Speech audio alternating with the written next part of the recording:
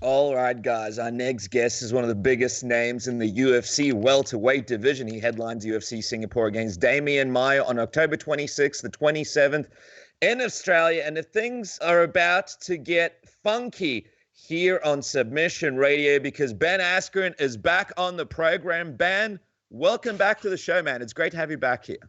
What's up, guys? How are you doing? Very good, man. Thank you so much for joining us. We've got a lot to talk to you about. Obviously, I know you do a great job with Front Row Brian on your podcast giving analysis. And one of the things we wanted to talk to you about is obviously because it happened here in our backyard, Israel Adesanya becoming the superstar that he is. I just wanted to ask you, as a guy who knows star power, what is it that makes him so special? Why do you think some people are still missing the boat after last weekend? Well, they're probably missing the boat because of personal biases. But we went into detail on this on our podcast, Funky and FRB, which is on the Rockfin Network. Mm-hmm. I think there's a whole bunch of areas that you need to check to kind of make you a superstar, and most people get them right. The ability, I said speaks well. Apparently, some people took offense to that in some way, shape, or form. But man, there's not a lot of MMA people that speak well. Uniqueness, I think that's a huge one, and he definitely has some uniqueness to him. Charisma, he definitely has that, and then obviously he can fight well. So I think he has all those things. That he checks all those boxes.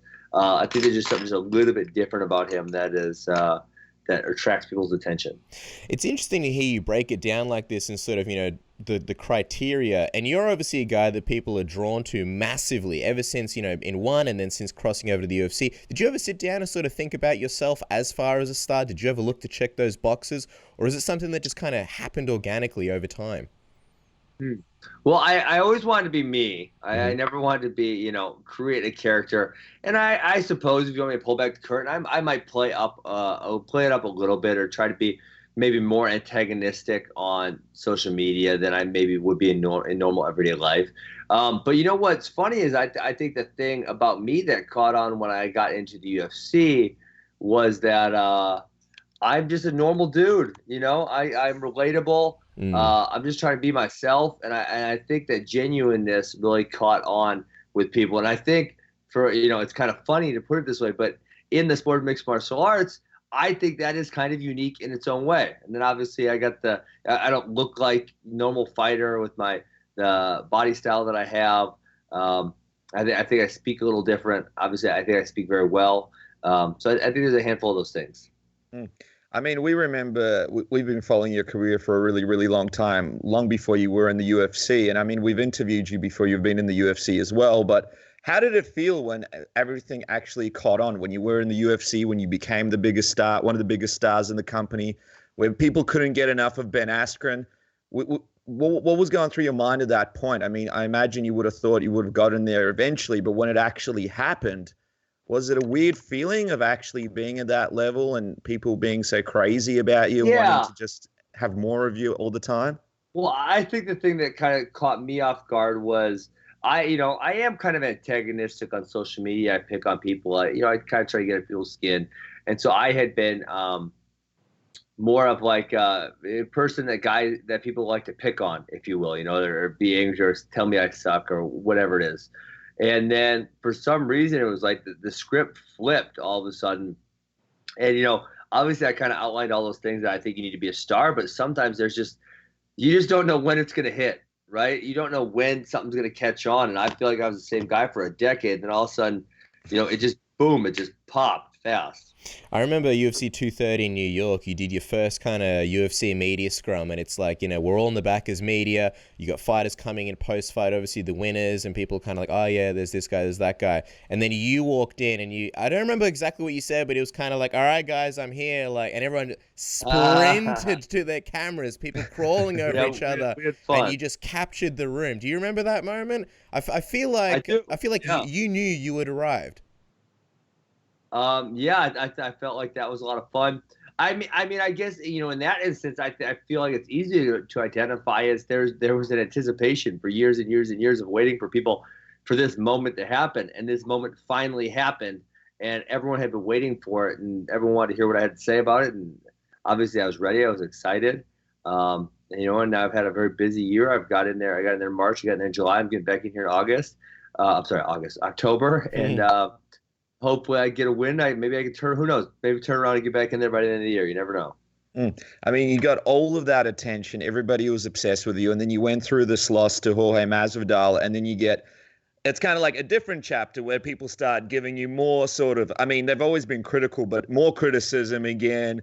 And, then you're at a different point in your run where you're still one of the biggest stars, but people are a bit more critical. How has the last sort of few months been like for you since that Masvidal loss? How have you sort of handled some of the change in the fan perception of you, I suppose, after that loss? Yeah. I mean, I never put much weight into, what's going on social media, Instagram, Twitter, those type of things. I think it's fairly unhealthy to measure your own self-worth by what you read on social media.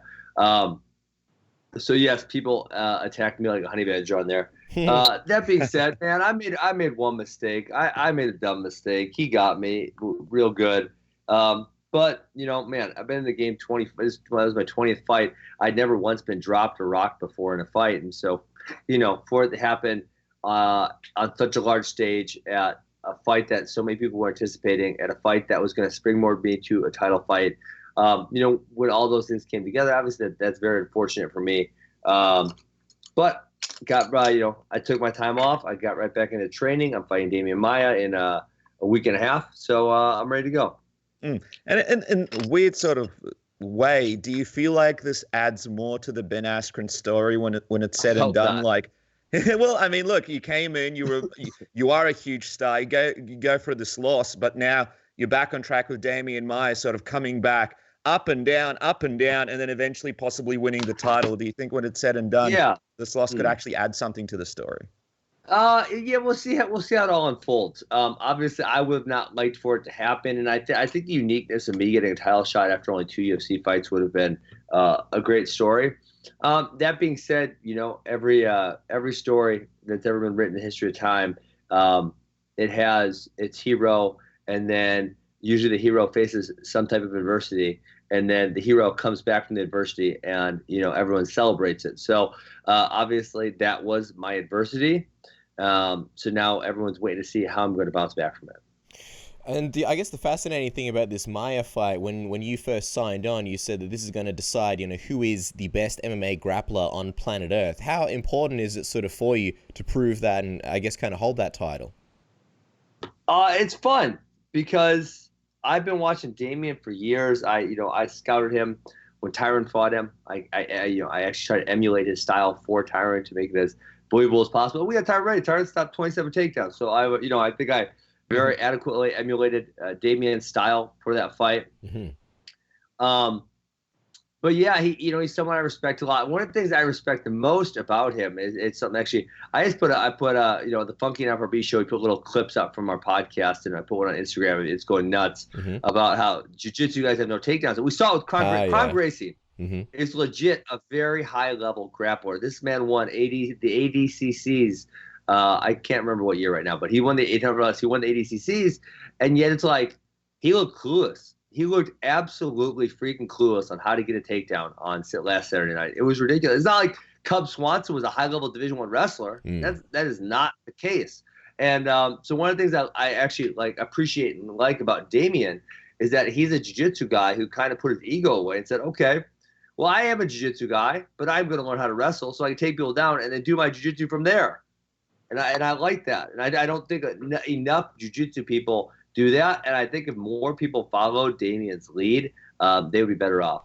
It's funny, we're on the same page because that was going to be the next question. I watched that clip. I liked the way you guys discussed it on the podcast. And as a phenomenal wrestler like yourself, what do you think of Damian's takedowns? Because there have been some fights where he just mauls people and they almost help. Then there are other fights where he has a tough time getting it on the ground, and it's kind of a bit of a stalemate. What do you think of his wrestling? Well, he obviously struggles against the best wrestlers, right? The best wrestlers in the division. And actually, I was talking to someone about this today. It's funny because 155 doesn't have a lot of great wrestlers up top. 185 doesn't have a lot of great wrestlers up top. But when you look at 170, it is deep with wrestlers. I mean, really deep. And if you look at his only 3 losses at 170 are Colby, Marty, and Tyron. Those are all 3 pretty solid wrestlers. So, he does struggle against the best level wrestler. Against other people, he's really able to impose his will.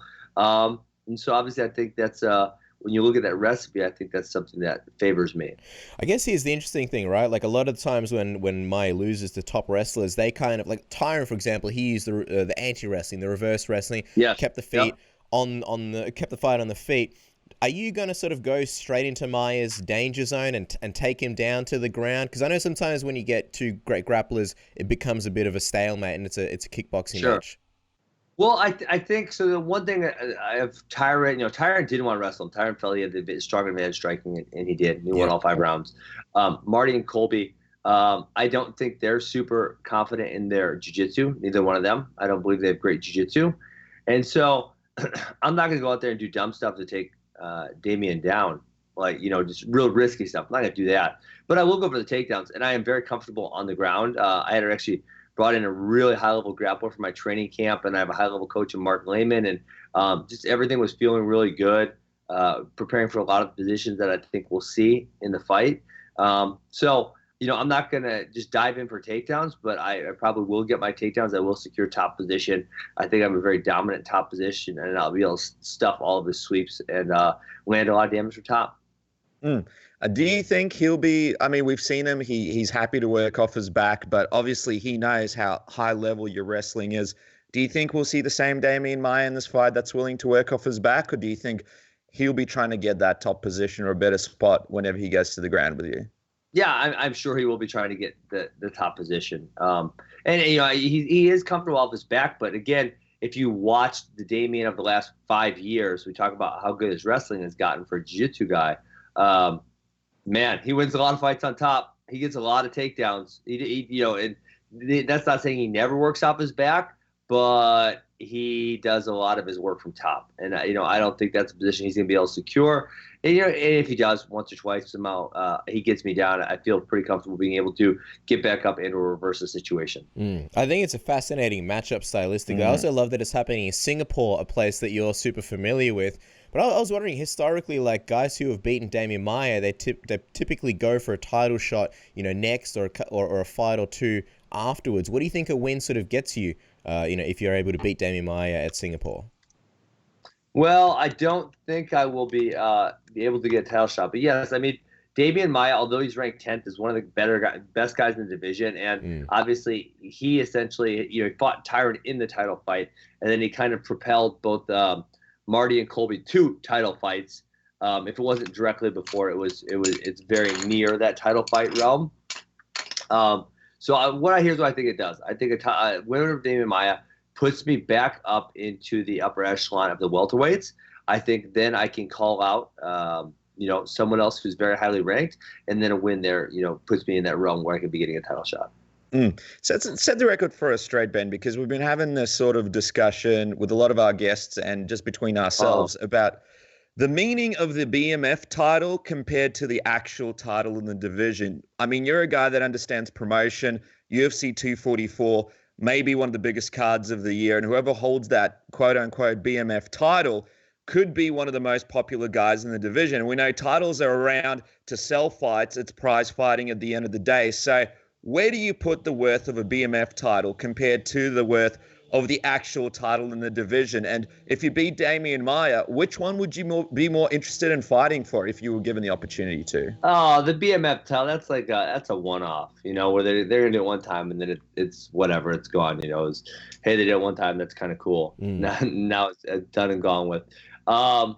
So I think if George wins, he gets the title shot. I would venture to guess that's who's going to win. Although I can't be entirely certain, that's where I would probably lean. And if Nate wins, I have a hard time. Could you throw him in a title shot? Sure, right? But then again, he's beaten Anthony and George, and that's really it in the last, he took 3 years off or something. So that makes that challenging to put in the title fight. So I think you could, but I think you'd probably look to put him in a different fight of some type. And then if George wins, I would believe that George wins for the title. Are you kind of pulling for Jorge in this one so that you guys can sort of meet later down the road and you can get that rematch? Who knows? Maybe he'll be champion by that point. I don't think I could actually bring myself to cheer for George. don't think that's a possibility. But hey, if he wins, good job. I was gonna say, you guys were tweeting the other day, and it was like almost cordial. He kind of even said that he was open to the rematch. Did that surprise you a little bit? I made the dude famous. You better be open to it. It's fascinating because in a lot of ways, this BMF title and Jorge's popularity came because of the matchup that you had and the fact that you built up the fight to this level. Do you laugh about the fact that you've had such a big effect on the UFC in such a short time there? Like, build up a guy like Masvidal, made the division really exciting. People have been paying more attention to certain fighters. It's kind of like old school WCW and WWE when like a Hulk Hogan would come to town or a Ric Flair, and then they'd get the rub and sort of turn guys into bigger stars than they really are. Yeah, that's funny that you put it that way. But yeah, I mean, yeah, I feel like I built him up a huge amount. I feel like, you know, when you looked at, there's polls going into that fight, which fight is the most anticipated of the weekend, and that was, you know, I've been on the 2 biggest cards of the year, and that one won by a freaking landslide over everything else. Yeah, I think there's no doubt that I helped increase his popularity significantly. And I just want to get your thoughts also on the actual belt, the welterweight title. Who do you think will be the champion by the end of the year? Obviously, Colby and Usman are fighting at 245. Who do you think sort of wins that? And that's a pretty fascinating fight, right? Because that's another one where you've got 2 fantastic grapplers. I'm curious how you expect that one to actually play out. Yeah, I think they're actually very, very similar, like almost the same fighter. I think Marty's a little bit better than Colby is, so I think Marty wins. But again, you know, hey, if they both get beat up really bad, I'm not all that sad about it.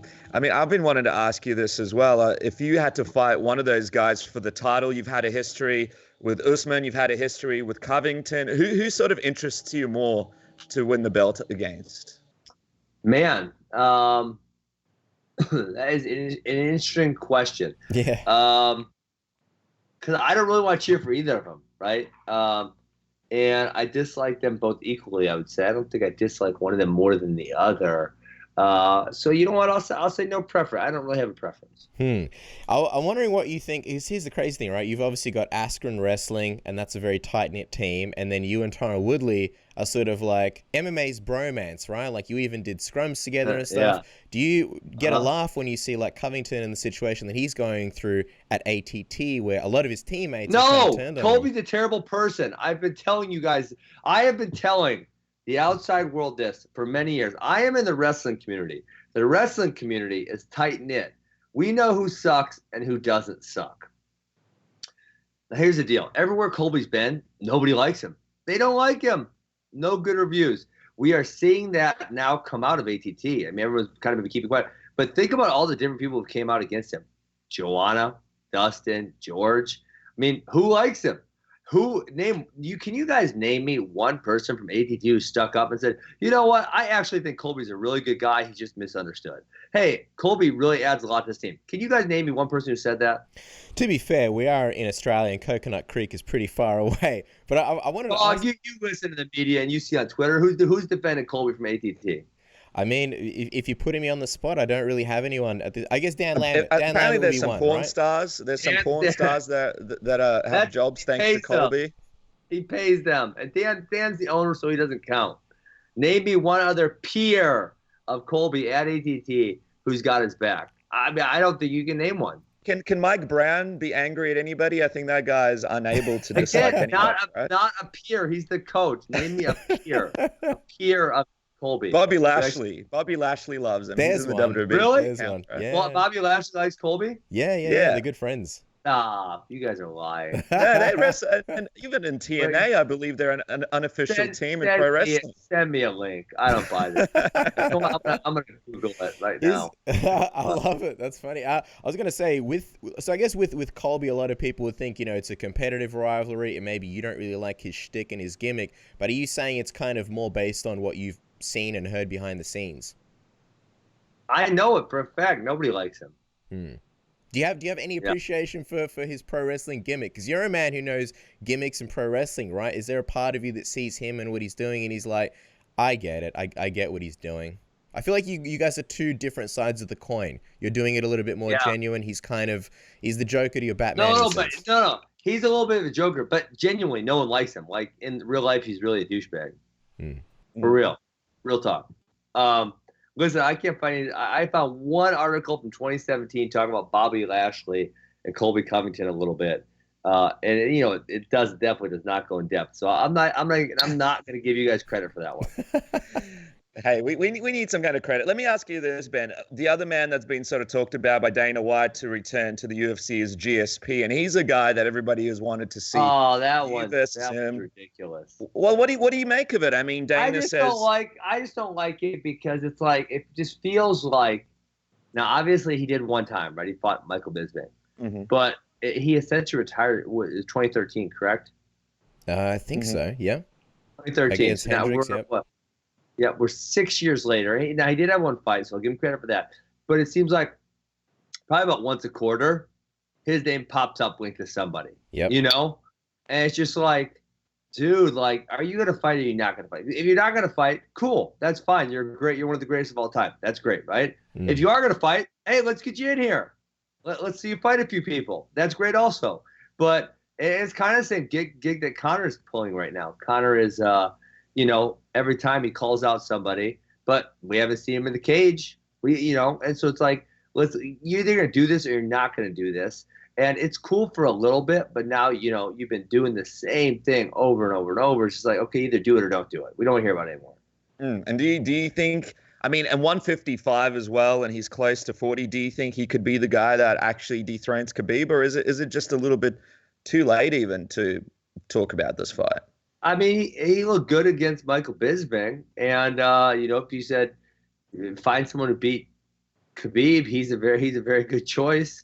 So I think there's a possibility of that happening, but I don't think it's like I said, I don't want to speculate till something actually happens. Yeah, I was gonna ask sort of how interested you still are in that fight, because you obviously wanted to fight him for a long time. Yeah, I would love it. Yeah. Do you feel like that's this is again where I feel like it's disingenuous. When I was 19-0 and I was rolling and I beat Jorge Masvidal, like that's the track I'm on. And now what I realize is I need to go get a few wins before I start talking about GSP and Khabib again. If I start talking about GSP again, everyone's gonna roll their fucking eyes at me because it's ridiculous. Now, if I go get a couple wins, now when I say this thing, people don't roll their eyes. People say, "Oh, I could see that happening." That's fair. Is he still sort of the biggest fight, do you believe, for you in the division, or are you sort of moving? Or GSP? GSP, yeah. If you had to choose what the biggest fight for Ben Askren would be. A gigantic, humongous fight. I mean, Colby's not a star. Marty's not a star. These are guys that they're not nearly as big or as popular as they think they are.